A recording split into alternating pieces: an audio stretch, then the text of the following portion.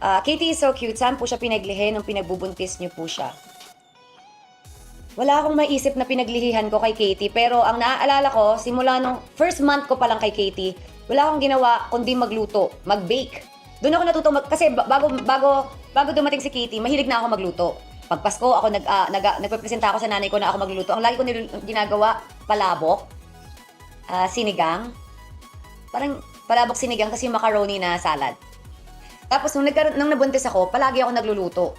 Tapos mahilig ako mag-search sa social media ng mga video, nanonood ako ng mga cooking show, ganyan. Tapos ginagaya ko. So nagluluto ko, pagkagising ko pa lang, ang kaharap ko na kaldero.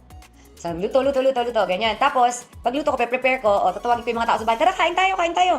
Okay, pagtapos ko kumain, naghuhugas sila ng plato, nagluluto na ulit ako para sa tanghalian.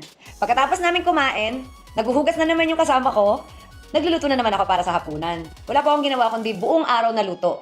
Actually, malalaman po yun ng mga ibang katrabaho ko kasi nung time po na yun, kahit wala akong taping, nagpapadala din ako ng pagkain kunyari dun sa kay Direk Rado, ayan. Yung sa show niya, nag-request siya, gusto niya ng kaldereta ata. Yun, hindi ko alam kung napadala ko basta nalala ko, nag-request siya, nagluto ako, so pinadalahan ko. Tapos, may isang beses, nagluluto ako dito, wala akong bisita, mahilig lang talaga ako magluto. So, dumating si Iwamoto.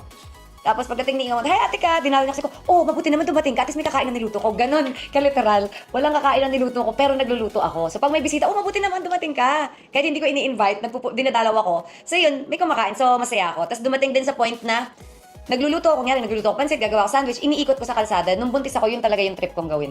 Magluto. Tapos dumating pa sa point na, parang nagpaalam ata ako kay Chris na parang gusto ko magstay sa Palawan. Kasi gusto ko magbukas ng karinderya. Dahil gusto ko naiiyak. Ba't ako naiiyak? Gusto ko magluto ng marami. Ba't ako naiiyak? Kasi yung isang sagot lang dahil yung kwento. Hindi pa tayo lasing, nakakaisang minuto ka. Kaya nga, isang sip pa lang yung ginawa ko. Ba't ako naiiyak? Oo, nagpaalam ako sa kanya. Sabi ko, punta ko pala ako. Gusto ko magkarinderya. Karinderya kasi gusto ko magluto. Kasi alam ko hindi naman perfect ako magluto. Kaya pang ano lang tayo, pang masa. Pang masa lang yung luto. Kasi ko, magbubukas ako. Gusto ko magluto sa Palawan. Hindi naman niya pinayagan. So dito lang ako ginawa ko. Dito ako luto ng luto. Yun. Ba't ako naiiyak? Next na tayo, next question tayo. Sandali lang. Bigyan niyo ako ng time.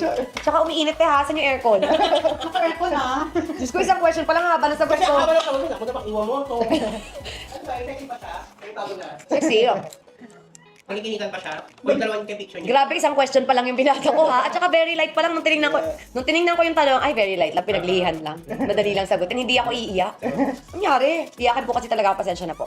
Okay, go.